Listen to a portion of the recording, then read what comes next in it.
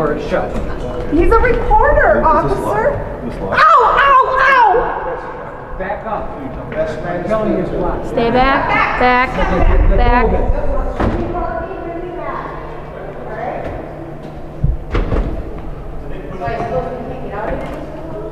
If you want to get out, we'll let you out. Nobody's out. The officer grabbed my arm and wouldn't let me see the police are in front of the door. It's not even closing time right now, and we're very concerned because we think it's really important that during the Republican National Convention that there's freedom of the press, that they're able to feel safe to cover whatever issues that they want to cover, and we fail to live in a democracy when we do things like deny the press the ability to cover the stories that are happening. Yesterday on Harriet Island, so that's why we decided to move in here into the Capitol, and what's happened is they've locked the doors, and a photographer is desperately trying to get in and they can't get into the building.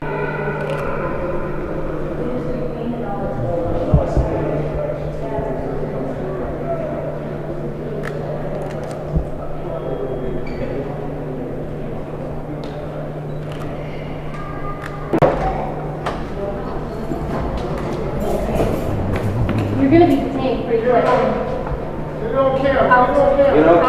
Yes. Are these media people? No, Yes, it's media. It's media. You're being denied access. no. It's not closing time for the Capitol. You're being denied access in here.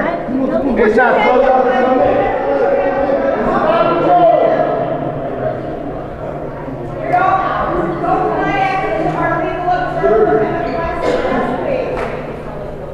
The building is closed for now, I'm sorry. Unless you choose to leave on your own, we'll have to remove you. Okay, well, I'm going to tell you this.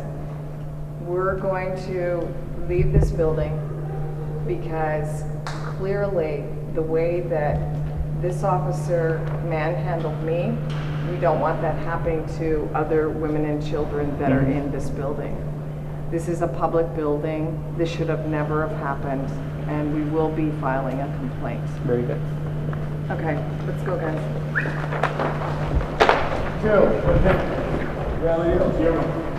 Let's get our things. Works here.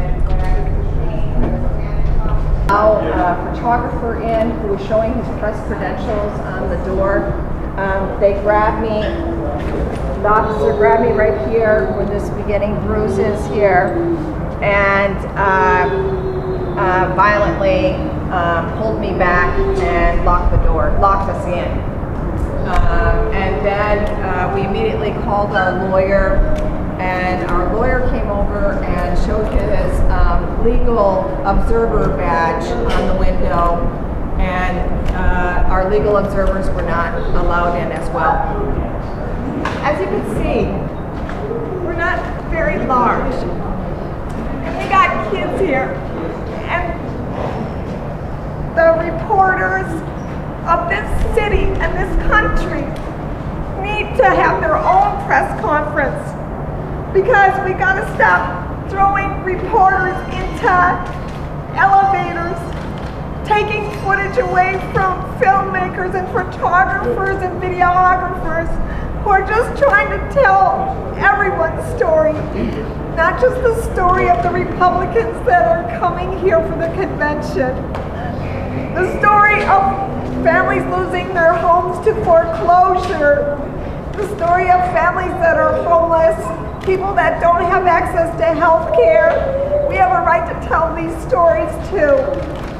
And reporters that are trying to tell the other kinds of stories that are happening in the state of Minnesota shouldn't have to be manhandled in this process.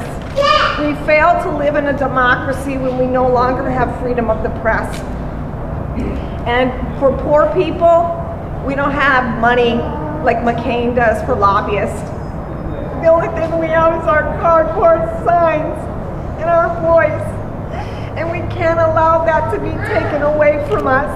And we're not going to allow it to be taken away from us. So people can try to marginalize us and say that this is senseless, but it's not senseless. Dr. King said one time that the most American thing is the right to protest for rights. And that's what we're doing today, is that we're standing up and saying that this is wrong.